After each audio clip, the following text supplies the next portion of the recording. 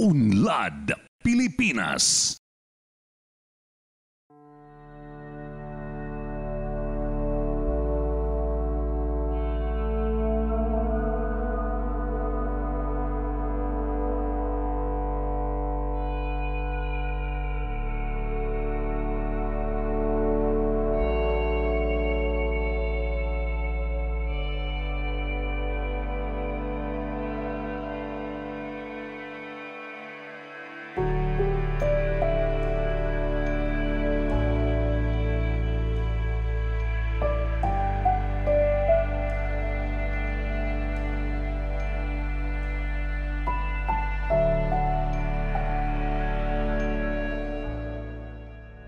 Ang pag-abot sa mga pangarap ay tila kahalintulad ng pag-akyat sa isang matarik na bundok. Kailangan ng matinding determinasyon at tibay ng dibdib upang sumapit ka sa rurok. Hindi dapat magpatinag sa anumang makakasagupang mga pagsubok dahil walang kasing ligaya na matanaw ang pinagdaan ng mga paghihirap pagsapit sa tuktok. Kung bundok ang pag-uusapan, may isang lugar sa Kabisayaan na ninais ng aming grupo na mapuntahan. Ito ay dahil sa isang sikat na volcanic island na dito'y matatagpuan. Ito ang Apo Island sa Dumaguete City, Negros Oriental, na talaga namang hitik sa kagandahan. Bago natin tuluyang galugarin ang naturang isla, atin munang suriin ang lugar na sumasakop dito, ang Dumaguete City. Isang third-class municipality at siyang kabisera ng Negros Oriental, ang Dumaguete City ay tahanan ng 131,377 na mga residente ayon sa huling datos at binubuo ng 30 mga barangay. Kilala ang mga Pilipino sa pagiging hospitable at palakaibigan. Kitang-kita ito sa mga taga Dumaguete, kaya naman tinagurian itong City of Gentle People. Base sa kasaysayan, ang mga coastal town noon sa syudad ay madalas na sinasalakay ng mga pirata, kaya nabuo ang katagang Dumaguete hango sa salitang Bisayang dagit nang ibig sabihin ay mangagaw o manguha. Nang magtagal, nabuo ang bagong terminong Dumaguete na pagsasalarawan sa kakayahan ng lugar na makaakit at makabighani sa sinumang dayuhan na mapapadpad dito. Taong 1572, tinawag na Danaguet ng Spanish historian na si Diego Lopez Povedano ang syudad. At kalaunan, pinalitan ni Murillo Vellarte ng Dumaguete noong 1734. Ang Dumaguete ay kilala rin sa tawag na University City dahil tahanan ito ng 4 na mga universidad at iba pang mga kolehyo. May mga estudyante mula pa sa Visayas at Mindanao na dumarayo pa rito para mag-aral. Kilala rin ang syudad bilang lokasyon ng Silliman University, ang kauna-unang Protestant American University sa bansa at sa buong Asya. Mayroong 18 public elementary schools at 8 public high schools dito. Kaya naman ang dami ng mga mag-aaral sa syudad ay tinatayang aabot sa 45,000.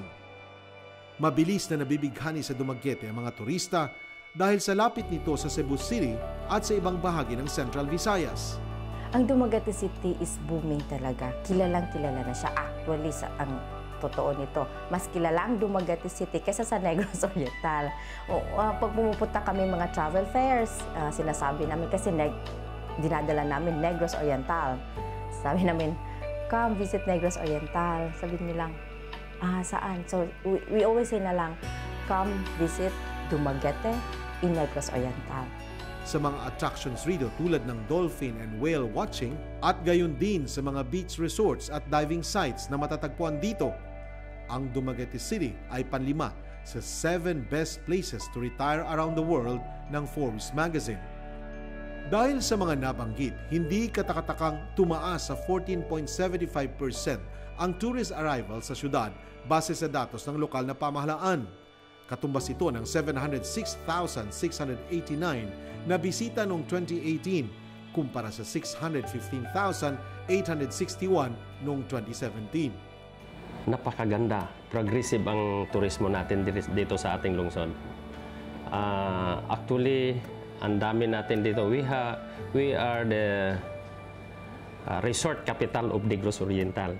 So, mayroon tayong mga dive shop and the resort. More than 30 dive shop o resort and almost 100 dive shop. So, progressive ang turismo natin dito sa lungsod, sa Dawen. Ang pinakamalakas sumakot ng mga turista sa Dumaguete ay ang Apo Island na binubuo ng 74 na ektarya ng kalupaan. Ito'y matatagpuan sa timog silangang dulo ng Negros Island at may suklulang taas na 390 feet above sea level.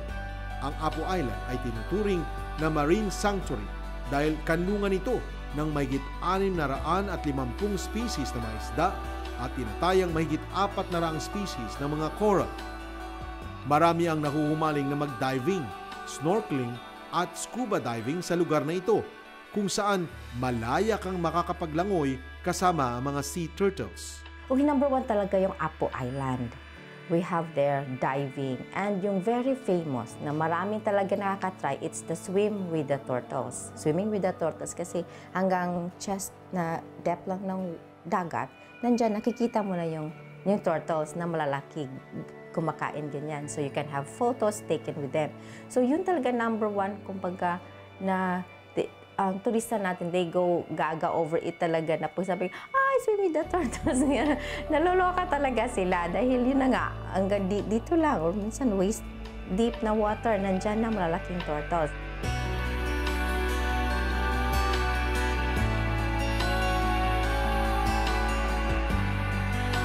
Maliban sa Apo Island, may iba pang tourist destinations na matatagpuan sa Negros Oriental tulad ng Manjuyon. Matatagpuan rito ang White Sand Bar na kapag low tide, tanaw ang 7 kilometrong haba ng puting buhangin sa asul na dagat. Ang Negros Oriental ay tunay ngang isa sa may pinakasaganang yamang tubig sa bansa. Hindi nakapagtataka na fresh from the seashell ang maaring pagsaluhan rito sa umaga. Habang naghihintay sa seafood na isi-serve, maaari mo nang mag-dolphin watching.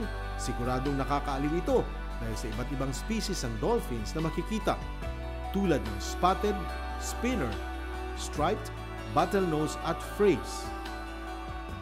Napaka-accessible ng Negros Oriental para sa mga gustong bumisita rito. Kompleto rito ng lahat ng uri ng transportasyon dahil sa Dumaguete Airport, Dumaguete Port at lahat ng uri ng sasakyang panlupa. Sa mga kababayan natin and even to our tourists coming from the other nations na nandito, who are here in the Philippines, and sa mga kababayan natin na hindi pa nakapunta ng Dumaguete City and Negros Oriental, punta po kayo. The best time to come here is in summer, so that would be March, April, and May next year. So kindly book na po kayo if you see, makita po kayo mga promo sa mga airlines natin. Come and visit Negros Oriental, Dumaguete City. You can ask information from our website, the www.visitnegrosoriental.com, or Facebook, visitnegrosoriental.com for information. Or when you are here in the province, in Dumaguete City po, pwede po kayong magbisita dito sa Provincial Tourism Unit in Dumaguete City. Dahil sa geographical location ng Negros Oriental na nasa silangang bahagi ng Negros Island na dakong sinisikatan ng araw, binan sa ganitong Sunrise Province. At katulad sa pagsikat ng araw na nagbibigay liwanag sa buong mundo, may isang kooperatibang naging katuwang ng Negros Oriental, partikular ng Dumaguete City, sa pagbibigay ng tanglaw sa kanilang lugar na nagbunsod ng kaunlaran. It's very challenging naman talaga ang electrification program. I think buong bansa yan. Ang pagunlad ng isang lugar ay bunga ng pinagsama-samang sangkap, tulad ng pagtutulungan at pagkakaisa ng mga mamamayan at mga sangay ng pamahalaan. Subalit mayroong dalawang pangunahing salik na nagbubunsod ng mabilis na pag-usad ng pamayanan ayon sa isang alkalde ng isang bayan sa Negros Oriental. Dalawa lang naman yung factors na kailangan sa power at saka transportation and communication lang ang kailangan sa ekonomiya. A journey to 1,000 miles starts with a single step. May ihahalin tulad sa kasabihang ito ang nangyari sa Negros Oriental at sa electric cooperative na katuwang nito. para sa patuloy na progreso. Kapwa nagsimula sa ibaba, ngayon ay hindi na paaawat sa dire-diretsong pag-unlad. Ang Negros Oriental 2 Electric Cooperative o Noreco 2 ay tunay na ipinagkakapuri ng lahat dahil sa ilang dekada na nitong paglilingkod sa lalawigan. Ito ay tinatag noong April 2, 1977. But it was partly in operation na prior din, dun sa preparation stage. But yung formal establishment nito pursuant nun sa RA 6038 as amended by PD 269, April 2, 1977. Ang Noreco 2 ay may 127,746 member consumer owners o MCO sa kasalukuyan. Nasasakop nito ang tatlong malalaking syudad, ang Dumaguete City, Tanhay City at Bayawan City. 11 munisipyo naman ang nasa ilalim nito na may kabuuang bilang na 272 na mga barangay at kinabibilangan ng 1,733 na mga sityo. Isa ang Noreco 2 sa pinakamalaking kooperatiba ng elektrisidad sa bansa at mayroon itong 328 na mga empleyado. Nasubaybayan ng kasalukuyang General Manager ng Noreco 2 ang pag-akyat ng kooperatiba patungo sa tuktok ng tagumpay dahil dati na siyang kawani nito bago pa nahirang na tagapamahala. Nagsimula ako sa Noreco 2 as a member of the board, as a general member of the cooperative. Then I was elected as a member of the board, then representing the entire of Dumaguete City. But we had a redistricting, and so nabuwag yung Dumaguete City into 3 districts. So I represented one district, District 4, that is Dumaguete West. Also, yun ang naging simula ko. So, but my participation, as you may know, pag sa director naman is more on policy making, policy direction for the co-op. So it's an entirely different thing now na dito ako sa management because this is more on the implementation side. Dati nang nasa maunlad na estado ang Noreco 2 nang maupo si General Manager Fe Marie Tagle. Subalit hindi nangangahulugan na wala na siyang mga paghamon na kailangang harapin. Yung co-op, when I assume, was already a AAA co-op. So medyo sa performance, we're up there. But we wanted to up the ante, kumbaga, no? So we had to revisit again dun sa ating strategic plan. Tiningnan natin kung saan natin pwede magkakaroon tayo ng more development in terms of the service, how we can properly respond to complaints. Hindi naman from being just baka reactive and a little proactive to being more proactive na dun sa mga areas na nakikita namin na maraming complaints. And then, in terms of collection, nag-up na rin kami, no? So, we were able to sustain our AAA status. So, yun, mga pagbabago natin is on the direction or where we want the co-op to be 5 to 10 years from now. Maliban sa pagmimintina sa kategorya at mahusay na sistema ng paglilingkod ng kooperatiba, isang malaking hamon din para kay GM Tagle na mapanatili ang magandang relasyon ng Noreco 2 sa mga lokal na pamahalaan. Yes. We make it a point that year on year, we get to discuss with the local government officials yung mga things that they need, no, on electrification, because we really feel, no, that because the electrification program is a socio-economic driver, we have to be there. And so we wanted to align also yung mga plano natin dito sa co-op, doon naman din sa mga plano nila. Kasi baka merong mga development na pinaplano sila or magkakaroon ng mga bagong locators doon sa area nila, tsaka hindi natin matugunan. So we wanted to make sure na ang ating mga plano dito sa co-op naka-align din doon sa mga plano ng ating local government unit. I understand na Noreco 2 is always behind us, in our efforts to provide, better living sa our constituents here. Dahil sa magandang kalagayan ng turismo at ekonomiya ng lalawigan, patuloy itong pumapailan lang paitaas. Patunay ang pagdami ng mga infrastrukturang nagsusulputan. So after our discussion with the local government units, we got to know na maraming developments mangyayari sa kanila. May mga mabubuksan na daan. So pag ganyan, mag-follow ka agad yan. Tubig, kuryente, yan. So yun, andun kami. And then, meron ding mga bagong airports na itatayo. So those will be malaki ang requirement na yan. So, and then there are new locators kasi booming ang ating ang Negros Oriental ngayon, no? So in various aspects, tourism, dun sa livelihood, meron na talagang moving forward ang ating ang Negros. So for us in our coverage area, we wanted to make sure na kami din ang aming plano nakasuporta din dun sa full development ng ating lalawigan. Sa Negros Oriental, parang kino-consider yung Sibulan na gateway to Negros Oriental because actually we have 5 ports here, no, sa Sibulan. And of course, ang airport natin, no, is located sa Sibulan. So from time to time, yung influx ng tourists will go all the way like to Cebu, di pass by Sibulan. Meron tayong bago na nag-o-open yung Mackay Banagras. Bali, yung Banagras, green grass yan, tawag nila. Naggumawa sila ngayon ng plant dito for charcoal. Yung charcoal na walang usok, ganyan.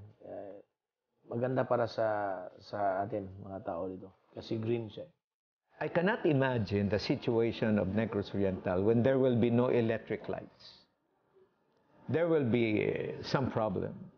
And you can see in Dumaguete, you can see Bayawan, Bais, and Tanhay, business is blooming.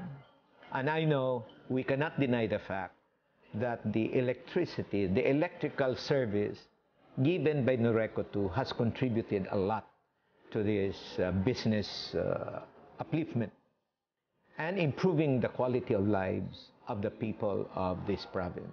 With the electricity, ay kailangan, number one, para ang isang lugar, isang probinsya, umangat, ekonomiya, dapat we have the electricity.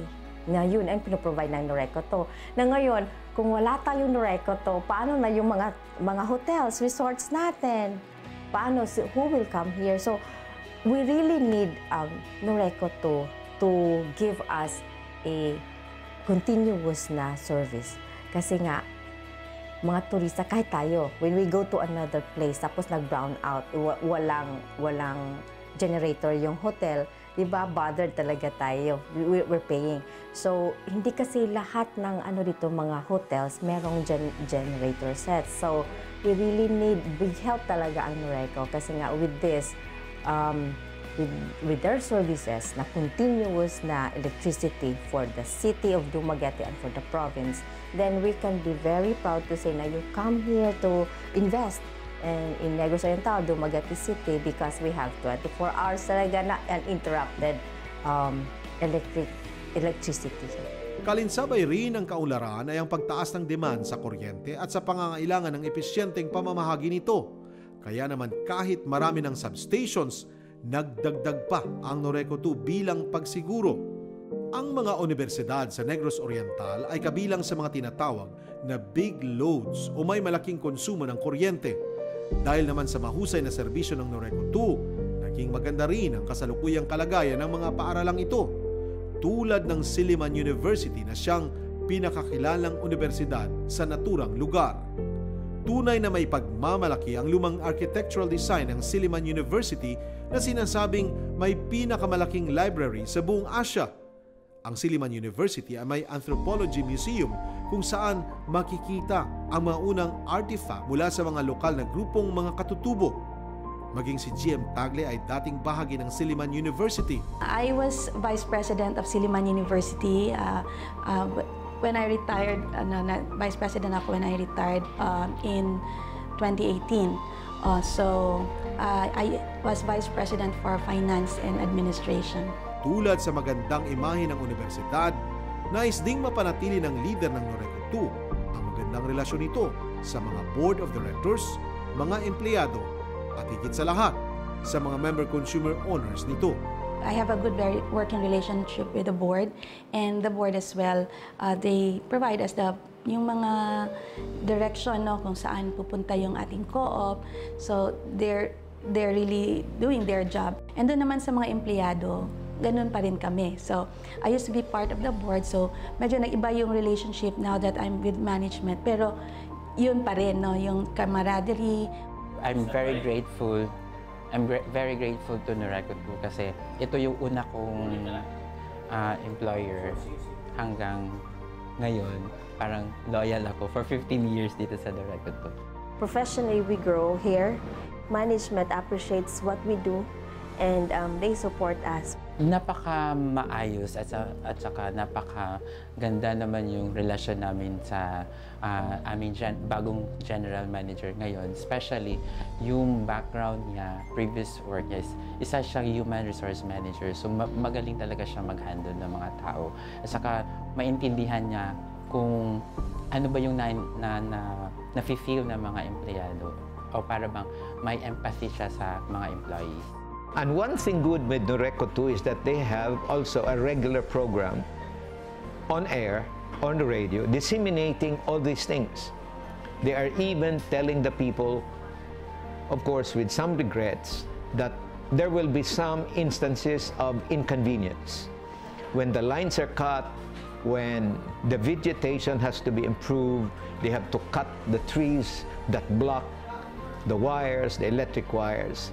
And the people are told ahead of time to prepare for this inconvenience.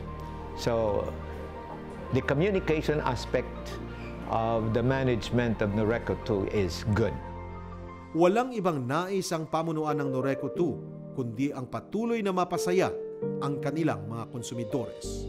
There are a lot of challenges ngayon, no? So the challenge really is to improve on the service, to make sure that you really make your member consumer owners happy naman.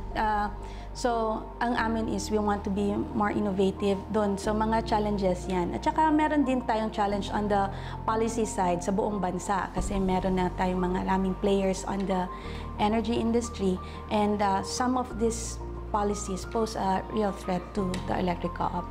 Our programs are really aligned with our community corporate social responsibility. So we are trying to diversify our services for the consumers, but talagang we are trying to help them in facilitating processing of their membership na talagang matagal, but we help them.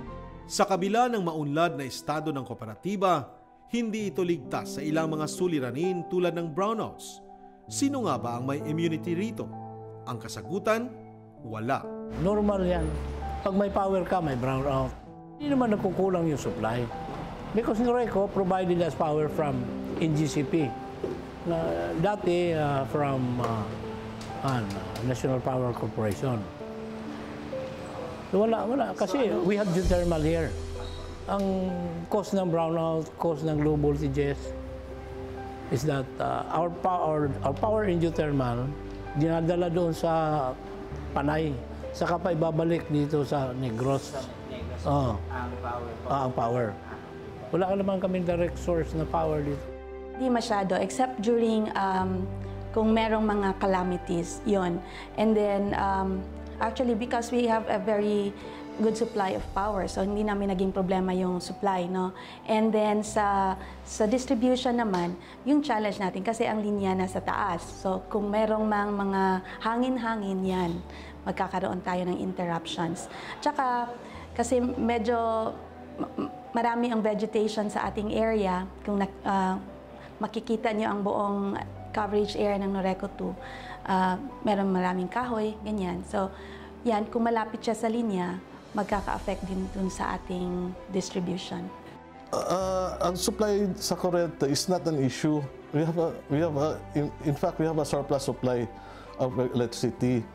The only problem we are experiencing right now is the quality in the voltage, because the supply from our transmission provider, which is NGCP, meron kaming a little problem with the transmission power delivered to us. Merong low voltage. So, in a way, that will also affect a low voltage to our delivery of low voltage to our consumer. Siguro naman nagkakataon na doon siyan sa medyo malayo ang lugar, tapos yung areas na kinakailangan yung vegetation.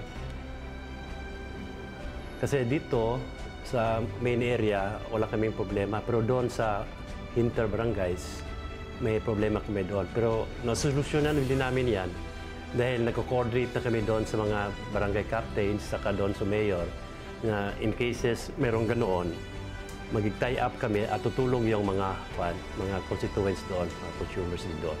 Yung mga puno na tutumba sa linya natin, of course, for safety purposes, mag-automatic yun, mag-off. So, marami yun pag masama ang panahon. At saka yung isolated cases na mayroong mga may-ari ng puno, or especially itong bamboo, no? Ang mga kawayan, kasi pag uulan yan, kahit walang hangin, nabibigatan yan sa tubig. So, overextended yung bamboo, ba? Kahit malayo yun, pag magtutumba yun, talaga it reaches out to our lines. Pag nag-touch yun sa lines namin, siguro yung magka-brown out. Yun talaga ang number one problem namin, vegetation. And if only the owners or the MCOs who are also owners of this vegetation would just cooperate and let Noreco to cut this vegetation, siguro naman, I'm sure na yung power outages will be reduced tremendously. On a positive note, may paliwanag si GM Tagle kung bakit mabilis nang magreklamo ngayon ang mga tao kapag nagkakaroon ng brownouts. Kasi dati yung sinasabi natin na pag may interruption, nangyayari yan, 1 week, may interruption or 3 days continuous yan. Hindi mo naririnig ang mga tao na nagko-complain dyan, no? Pero ngayon, kahit 5 minutes, naririnig mo na nagko-complain. So, that's how far you will, that's your measurement on how far you have gone in your electrification program. Kasi kung maka-feel na sila na inconvenient na yung walang electricity just for 5 minutes, it means that you are able to supply to them most of the time yung electricity na yon. Gayunpaman, hindi pinagkikibit-balikat ng Noreco 2 ang maliliit na problemang ito. Hindi mawawala ang kanilang mabilis na pagkilos sa anumang problemang nangangailangan ng aksyon. I am happy of the performance of Noreco 2 in giving electricity services to the people in this area, from the city of Baez down to the municipality of Basay, which is the coverage area of Noreco 2. The service is good, although there are times that some people will report to the management of Noreco 2, and it happens usually when there are typhoons and some posts, tumble down and some lines are cut. So to me, that is just normal. But the action that is given by the personnel of Noreco 2 is laudable. It is good. Yung mga sobrang mataas ang service drop, so ang ginawa namin is nag-extend kami ng primary line at nag-extend kami ng secondary line. Palagi kaming nag-interact sa mga barangay captains, so ang ginawa namin is nag-require kami sa kanila na mag-submit sila ng barangay resolution para i-attach yun para kagawa ng boom at merong mafundingan ng Noreco. Ang ginawa naman ng paraan na kung merong bagyo, nagdagdag kami ng 3 team at 4 na team para ma-restore yung power. At nanawagan naman din kami na yung mga delinquent consumers na bayaran ninyo ang iyong mga utang para ang Noreco makapagbayad din sa NAPOCOR at makapag-serve kami ng maigi sa inyong lahat.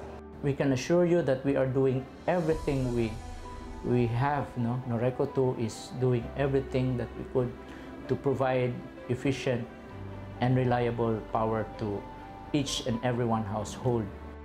Sabi ni JM na ano daw, gawin nila lahat na ano na yung brownout dito.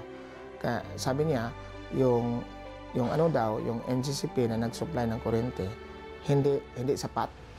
So, by November, yun, maayos na daw lahat yan. Tunay ngang nasa maunlad na kalagayan na ang Noreco 2 sa kasalukuyan. Subalit, may panibagong bundok na kailangan nilang akyatin. Ang pagpapanatili ng mahusay na serbisyo, magandang relasyon sa pamahalaan at komunidad, pagharap sa reklamo at hinaing ng mga tao at pagpapaigting ng mga proyekto ay tila kahalintulad ng pag-akyat sa isang bundok na nangangailangan ng mahabang pasensya at determinasyon. We can either do, we wait for the NEA project or we do yung mag-aambag-ambag. Noreco will have its counterpart, then the local government will have its counterpart, or yung maghahanap talaga kami ng funding agency na magbibigay ng suporta dun sa electrification program natin. So, yan na magiging challenge. So, measures are being done kasi you were asking for the development. Naayon dun sa NEA 7-point agenda is to make yung ating technical capability, financial capability very robust. So yan, meron na tayong measures in place. Hopefully kung with the cooperation of everyone, ma-achieve din talaga natin yan lahat. Ang mga ito ay napagtagumpayan na ng Noreco 2. Maraming pagsubok, pero nalulunasan din because hindi naman kami natutulog. Lagi naming sinasagot ang kanilang mga pangangailangan. Ngayon may panibagong tuktok na nais nilang marating. Upang lalong mapaigting ang kontribusyon ng turismo sa ekonomiya, layunin ng kooperatiba na mapailawan ang buong isla ng Apo Island at sila'y naniniwala na ito'y hindi imposibleng magkaroon ng katuparan. We have an island that it's Apo Island. It's a world-renowned diving spot. And it's a challenge for us to really have that energized. So that one is really an imperative thing for us as of this point in time. Yan so yung Apo Island ngayon, hindi pa pala sila? Meron na sila. So solar, pero on a full-scale basis na nagkakaroon talaga ng electricity linya, wala pa. So meron mga household solar panels, yun ang ginagamit nila. As of now, we have 2 generators. Then second, during campaign period, namigay ako ng solar. Nabigay ako ng solar kasi pagpunta ko doon sa Apo Island, nakita ko na mostly walang ilaw. Mayroon na kaming initial ng Noreco to na gagawa ng programa about sa elektrisidad sa Apo Island. So, kung mayroong mga, ito nga, isa rin sa plano ko na may investors na pwedeng makakreate ng water and elektrisidad sa Apo Island, very interested ako. So, hopefully mayroong mga investors na makarinig sa atin dito ngayon. So, we will encourage them to invest here in Apo Island. Kung ang pagpapailaw sa buong Apo Island ay nasa proseso pa lamang ng pagpaplano, may mga proyekto namang matagumpay nang naisasagawa ng Noreco 2. Tulad na lamang ng Sitio Electrification Program na tuloy-tuloy nilang isinusulong bilang pagtugon sa proyekto ng NEA sa pamumuno ni Administrator Edgardo Masungsong. On the provincial, city, municipality, and barangay level, as of a particular point in time, 100% tayo. Kaso lang sa sitio, kasi moving target naman yung sitio, parang every year, merong bagong sitio na-establish. So, dun sa sitio level, we are at 84%. But the target really is to dun sa na-inventory natin as of 2019, mailawan natin within the target time na set by NEA din. Oo, natutuwa kami actually kasi ang mga barangay and the local government officials in general talagang tumutulong at saka nag-iisip na rin tayo ng mga pamamaraan together with them kung paano natin mailawan if there are certain budget constraints, not na talagang the thrust is to have a 100% electrification sa buong coverage area. Recently, one of our remote sitios in Barangay Tubigon, connecting the next town of Valencia, it's already being provided with a secondary line by Noreco 2.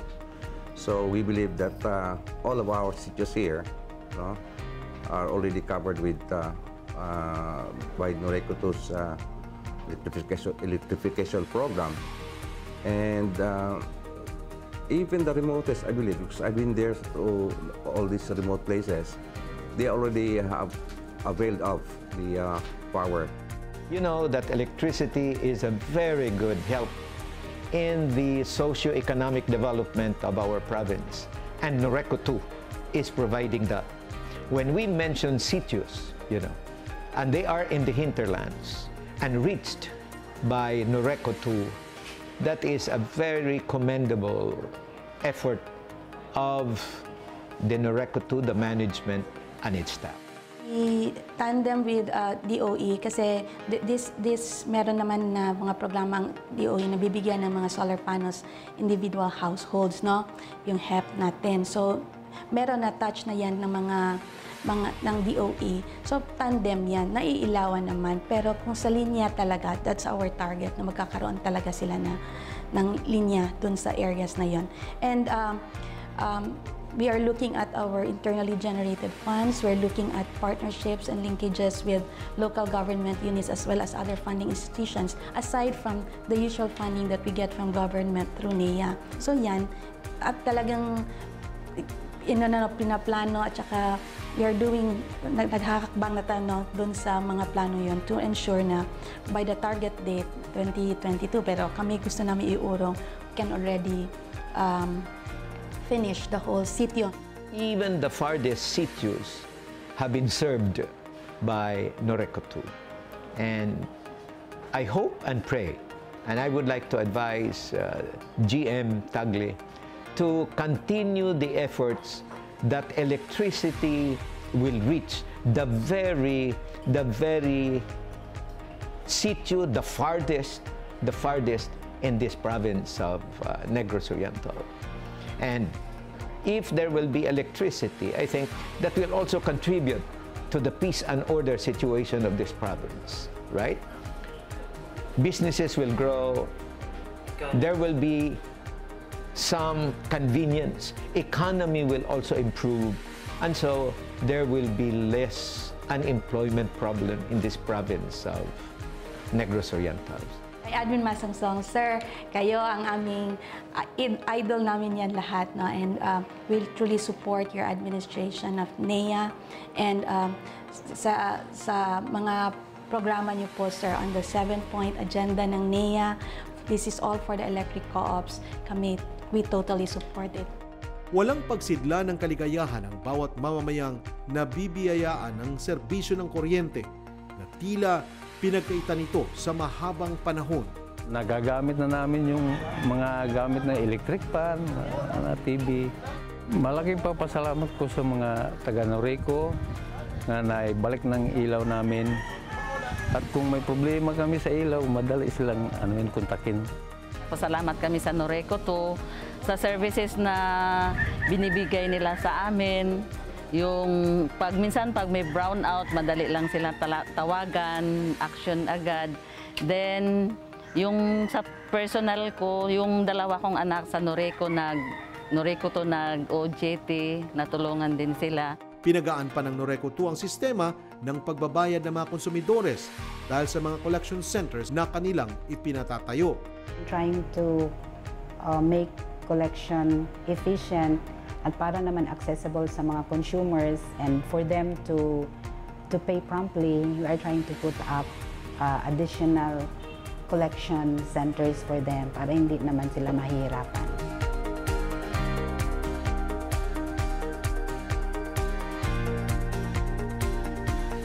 The opening of this collection center is really part of our continuing commitment to ensure that we have a better service to our member consumer owners. And this collection center will facilitate their payments, and actually we are sensitive that there are those who cannot go up go up certain areas, yung mga, kung may second floor or what. So we made sure that this is strategically placed and we can cater to all. Magpapatuloy ang magandang samahan ng Negros Oriental 2 Electric Cooperative at ng lokal na pamahalaan ng kanilang mga empleyado at kanilang mga MCOs sa pagpapanatili ng maayos na sistema sa pamayanan. I would like to thank Norreco for being there with us during the times, especially when we need them. And we hope and pray that our relationship will continue to prosper. But then again, I would like to assure also our people from Norreco that the local government unit of Sibulan will be there behind to support their activities in whatever capacity we can. So I hope and pray that our relationship will continue to grow and prosper. So again, thank you, Norreco, for everything you've done for Sibulan. I-extend nila yung cooperation so that pag strong ang cooperations ng community, walang masyadong vegetations ang mga linya. Then, pag walang vegetation ang linya, walang brownout yan. Tapos, pag nagbabayad sila ng bill, kikita yung cooperative, hindi maputulan ng power sa NGCP. Magaling yang Norreco. Wala kaming problema sa Norreco. Minsan lang kapag may interruption sila, yung nag-cutting sila ng trees, yan lang minsan. Minsan yung may mga bagyo, siguro ma-interrupt yun ang mga system rin ng Norreco. Yun lang talaga ang concern namin minsan. So far, wala. Magaling. Norreco is a good company. I really appreciate the service of Norreco, especially P. Marie Tagli. We are closely coordinating each other na pag example mayroong interruption dito sa ating lungsod, in less than 10 minutes nakaresponde na sila. So very good service as far as service is concerned sa Norreco to.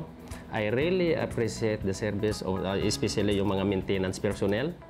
Pagpasalamat talaga ako sa Norreco to dahil every time tatawag ako, pag tinawagan ako ng kapitan or any constituents coming from the barangay, na pag tumawag at nag-text sa akin na walang ilaw, intimano, tatawag ako sa Norreco, agad-agad na napailaw nila agad. Kahit matumbahan pa lang kahoyan o ng nyug, nagagawa nila ng paraan. Ako, saludo ako dun sa ating mga lineman. No? They're really a very important they are an important segment ng ating kooperatiba. In fact, sila buwis buhay yan. So rain or shine, andun yan. Araw o gabi, andun yan. They're in the field. And they are the ones making sure that our lines are safe, our lines are really there, secure, and our lines are all available for the distribution of power. So yan, saludo ako sa inyo, and I really wish you all the best yung talaga, and stay safe always. Norreco 2 is our cooperative. Atin ito. That's why it is called Consumer Member Committee kami. So we formulated some rules that it is very important for us to realize that this cooperative is not a cooperative only for a few people. It is ours.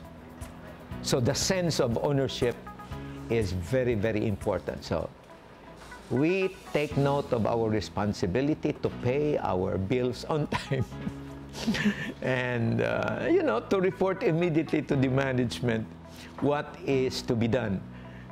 There is a committee there, I'm a chairman, so if they want to make some suggestions, they can tell me by text, on radio, and we will be open because, again, Norreco 2 is our cooperative. It is the cooperative of the people of this province. Hawak kamay nilang aakyatin ang bundok ng mga pangarap at aabutin ang tuktok ng tagumpay tungo sa mas maunlad at makinang na hinaharap. We don't work as one, we work as a team. Even though you're assigned to this sa ibang office, but if he needs or if the office needs our help, we go and help them. Just like our linemen, even though they're assigned in the sub areas, if they need the help of the other linemen in the sub areas, they go there to help. Successful yung isang organization pag mayroong cooperation, nagtutulungan. So pag hindi kayo nagtutulungan, well, anong mangyayari sa association yun? So hindi nag-perform ng maayos, no? So hindi namin kaya to pag walang cooperation sa lahat ng sektor ng komunidad. Sa mga mahal kong mga consumers, mga MCOs, itaguyod po natin ang ating kooperatiba at saka ang mga adhikain nito. Kasi sa kooperatiba lang tayo maka-feel na ito talaga ang susi ng pagbabago at saka sa kaunlaran. So we only have one electric cooperative in this part of the island, that is Noreco 2. We have to love it. So we just need to understand each other, we help each other, we cooperate with each other para naman maging vigilant tayo sa ating mga linya, sa mga power lines na ito ay maging good and in order. So while we are trying to comply with the strict regulations of the government, you have also to understand na tinitingnan din namin ang welfare ng ating mga empleyado because they are the ones who are working for you, and then so that they will be effective and efficient also in their work. And we also would like to give you the best services that we can have. The task ahead for GM Tagle is quite challenging, but I know she is up to the challenge also posed by Noreco 2 and posed by the people for Noreco 2 to serve them. Sa ating mga MCO, una sa lahat, nagpapasalamat kami kasi matatag kayo na MCO ng Noreco 2, kaya naging matatag ang ating kooperatiba. Pero hinihingi namin ang inyong support na kung pwede lahat tayo, through our cooperation, magagawa natin yung mga dapat natin gawin sa ating kooperatiba in terms of technical, financial, and institutional improvements. At lahat yan, magagawa lang with your support.